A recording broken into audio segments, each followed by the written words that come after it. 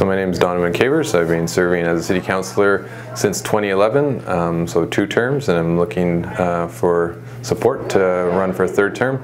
I grew up on a family farm in Chase, BC, and moved to Kamloops when I was 11 years old, and I've lived here ever since and really love the community and look forward to helping build it into the best place that it can be.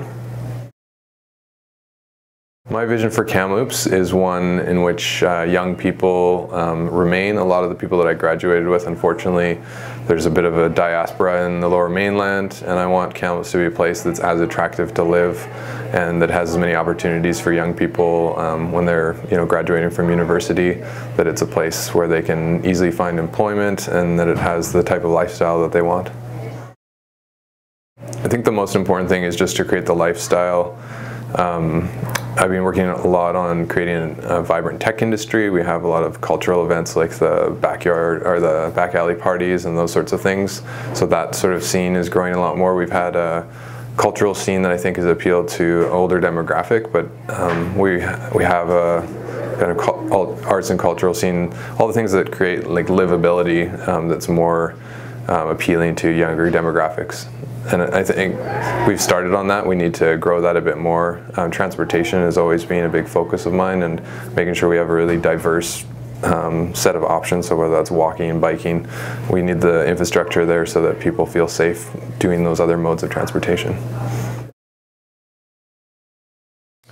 So before the 2014 election, I made a commitment that I would actually, if re-elected, I would try to get the pedestrian overpass built by this election. That obviously hasn't happened, but the pedestrian or the multi-use path in Peterson Creek is under construction right now, and the next major project is the pedestrian overpass, which would be a partnership between the city and the university. So I really want to make sure that that is at the forefront when we're investing, when we're making our next big investment. We have a new transportation master plan, and that plan really strongly emphasizes active modes of transportation, and I want to make sure that I'm there. In large part, the reason I'm running again is to make sure that the transportation master plan is implemented and that there's a lot of resources that are going towards that plan. So that question it's definitely a challenge. The provincial government and local government, basically all levels of government have to come together and partner on that.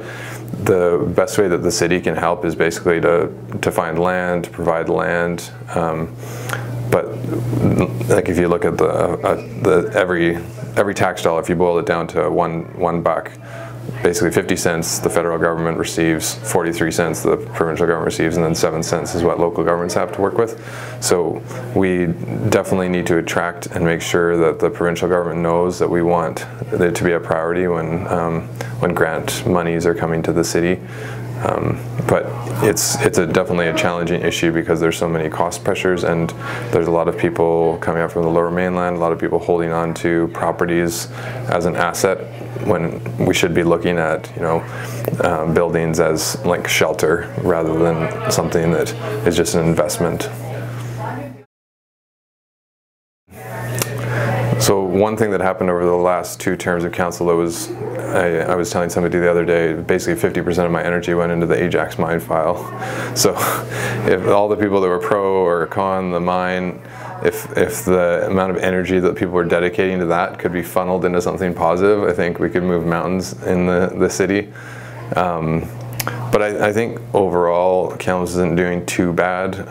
There's definitely room for improvement in livability, like I was saying, and yeah, I think we just need to make sure that we're covering the bases, not doing anything too drastic as far as changes, because I think people like that we're sort of a mid-sized city. We have some kind of arts and culture like a larger center would, but we also still have that friendly feel where if you're walking downtown you can bump into people that you know, and I think we need to focus on maintaining some of that sort of smaller center charm that we have. So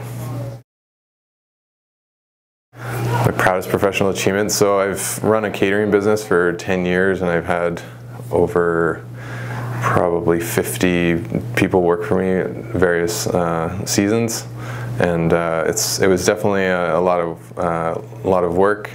and I'm glad to have done it for the amount of time that I did. I'm basically in transition now to becoming a teacher, and about 2.5 years away from that. But yeah, I'd say running my catering business is as far as a professional achievement. Yeah.